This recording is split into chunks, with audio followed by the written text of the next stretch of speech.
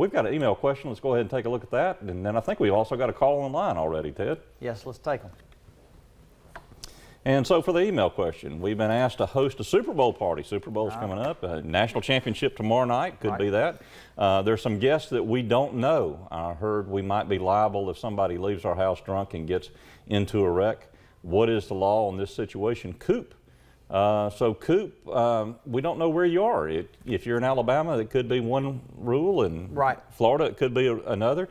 Ted, let's talk about the Florida rule to start with, and then I'll talk a little bit about Alabama rule. How about that? And Coop, there's a couple of different potential issues here in play. Florida has some of the strictest, what we call dram shop. Dram shop is with respect to if you're an actual alcohol provider, service provider, whether that be a restaurant or a bar or a liquor store.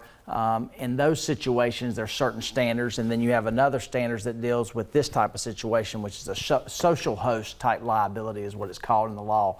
Typically, we have a lot of immunities for both the bars and restaurants and the social host, but with the bars, if you serve someone that is a minor, you are going to have liability. It's almost essentially strict liability at that point.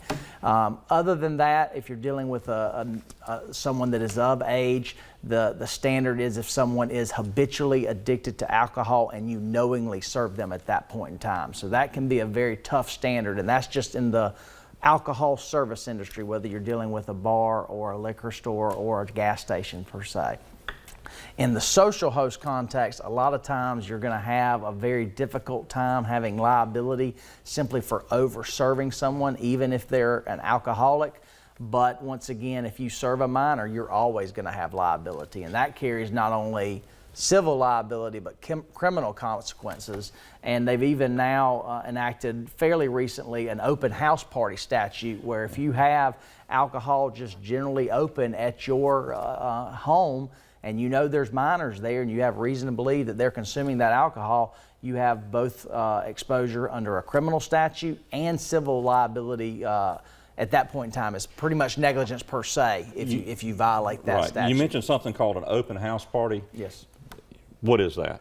An open house party is where you have alcohol open and available to basically a whole party of folks, and there's not anyone necessarily monitoring the service of it. It's the old traditional keg party. Yeah, the keg's out back, or something's open. Or the liquor's just sitting out there. You're not having an actual bartender serve it that you can hold liable, so there's no control over the flow of alcohol. It's freely accessible. And that's one of the fears there. If you know you have minors running around, and kids are going to be kids, and they're going to try it. They're going to try, and you have to have reasonable precautions in place. And if you don't, and you fall under that open house party statute, then you're going to have, like I mentioned, not only civil exposure, but criminal exposure as well. And there's all kinds of potential sanctions that can come across that. I mean, they can even go so far as to take your license if you violate some of these things under the DMV. It's kind of scary.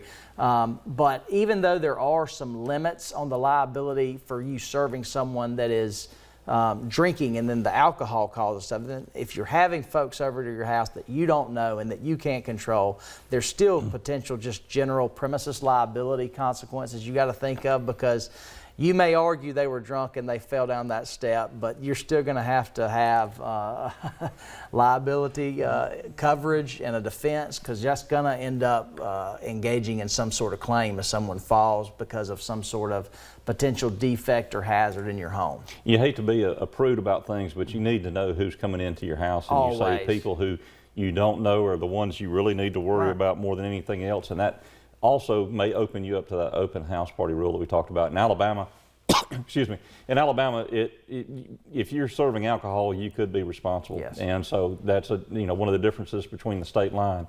And so you want to be very, very careful about it. Again, you don't want that open bar situation. You don't want somebody that's knee walking drunk leave your party. You want to make sure you have a designated driver. You want to make sure that Uber, Lyft, or somebody there is available to drive who has not had anything to drink, not just, oh, I feel fine, I'm okay, I can handle it. That's not cool, that's not kosher anymore, and you should have a designated driver, Uber, Lyft, somebody, make sure they get home, or let them stay the night. I mean, I hate to tell you that, but that's what you're going to have to do.